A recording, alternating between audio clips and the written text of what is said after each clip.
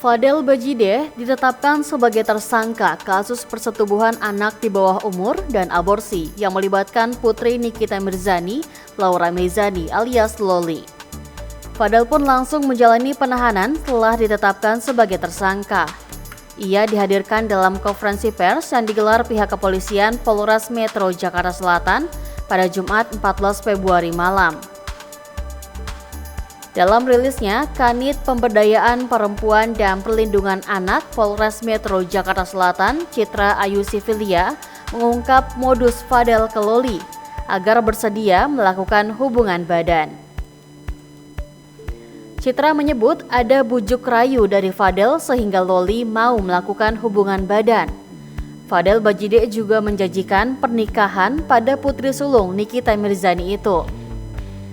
Citra pada Sabtu 15 Februari 2025 mengungkap selama menjalin hubungan pacaran tersebut atas bujuk rayu tersangka yang menjelaskan akan bertanggung jawab serta menikahi anak korban. Sehingga anak korban LM mau melakukan hubungan badan layaknya suami istri dengan tersangka VAB. Akibat dari tindakan tersebut, Loli diduga mengandung anak dari hasil hubungan terlarangnya dengan Fadel. Namun, Fadel yang tak menghendaki kehamilan itu memaksa sang kekasih untuk menggugurkan kandungannya atau aborsi. Citra menerangkan dari hasil hubungan tersebut, anak korban LM diduga telah mengalami kehamilan serta anak korban LM dipaksa untuk menggugurkan kandungannya oleh tersangka VAB.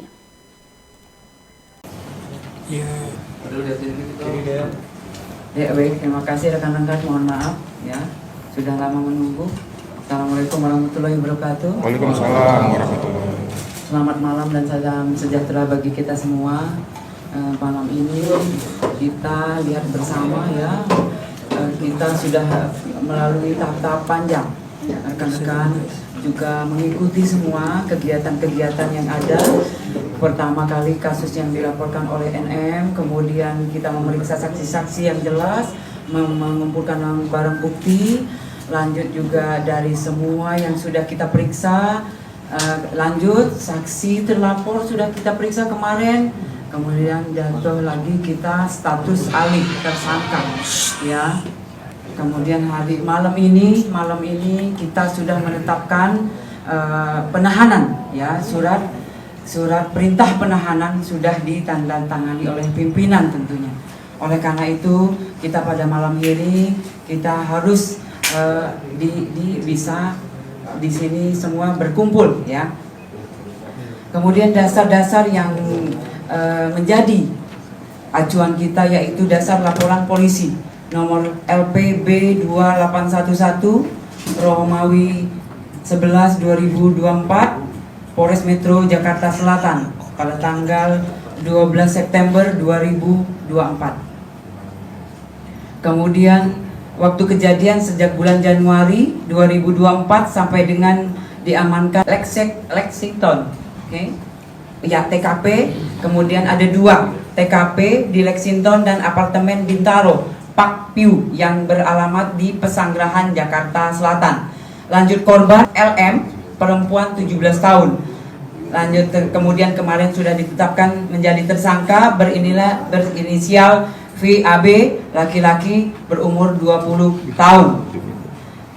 Kemudian nanti kronologisnya sebelah saya adalah Kanit PPA AKP Citra. Mohon izin Mbak untuk melanjutkan kronologisnya yang jelas dari tahap demi tahap ya. Kanit PPA dan anggota dari PPA terutama sudah bekerja sesuai dengan SOP.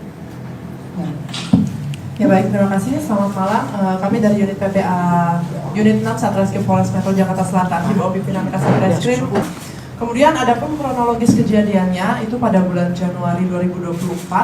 Pelapor yang bernama NM yang merupakan ibu korban menjelaskan bahwa anak korban LM berpacaran dengan terlapor VAB. Dan selama menjalin hubungan pacaran tersebut atas bujuk rayu tersangka yang menjelaskan akan bertanggung jawab serta menikahi anak korban, sehingga anak korban LM mau melakukan hubungan badan layaknya suami istri dengan tersangka VAB. Dan dari itu menggugurkan kandungannya oleh tersangka VAB karena perbuatan tersangka VAB tersebut tidak mau diketahui oleh keluarganya. Hal tersebut dikuatkan berdasarkan keterangan dari saksi, kemudian hasil visum, kemudian keterangan ahli dokter. Atas kejadian tersebut, pelapor sebagai ibu kandung dari anak korban LM merasa dirugikan dan melaporkan ke Polres Metro Jakarta Selatan. Untuk modus operandinya yaitu adalah relasi kuasa dan tipu daya. Kemudian barang buktinya yang sudah kami amankan yaitu adalah hasil pemeriksaan visum, kemudian keterangan saksi ahli, kemudian handphone milik saksi. Lalu tindakan yang sudah kami lakukan antara lain adalah melakukan pemeriksaan terhadap korban, kemudian pemeriksaan saksi dan saksi ahli, kemudian pemeriksaan terhadap tersangka, penyitaan terhadap barang bukti, kemudian kita berkoordinasi dengan Dinsos, UPT, PPA Provinsi DKI Jakarta untuk melakukan pendampingan konseling psikologis terhadap anak korban. Kemudian selanjutnya kita melakukan koordinasi juga dengan Peksos untuk berapa kali dugaan persetubuhan yang dilakukan oleh PA? Untuk itu yang jelas sudah beberapa kali itu diduga dilakukan oleh VA. Untuk sementara ini masih kita semua kumpulkan, jelas untuk mengumpulkan semua barang bukti dan keterangan itu untuk melengkapi berkasnya. Menjadi tersangka ini karena keterangan yang terbaru. Nah, kalau betul keterangan apa sehingga ya keterangan itu pasti kita kumpulkan ya. Kemudian itu biarlah nanti kita jika memang sampai di pengadilan itu memperjelas kasus yang ada. Itu. Dan apa yang menyebabkan? Pasti kita kumpulkan. Oleh karena itu ya, apalagi melengkapi berkas. Ya. Oke, mungkin kita bisa tanya ke Fadel. Bu, ancaman hukumannya Bu? Ancaman hukumannya Bu? Ancaman hukuman.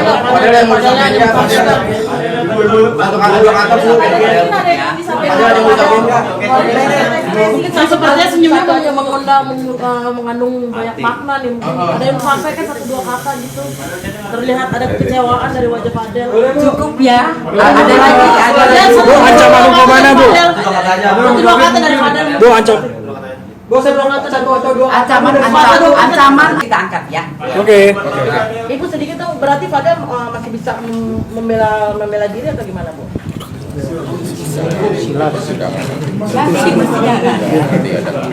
Itu handphone milik siapa?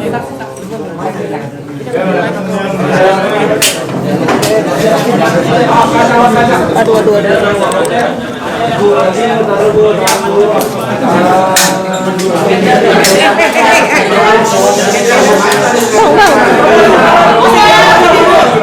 Bu, boleh kiri Bu, izin. Bu, bentar Bu.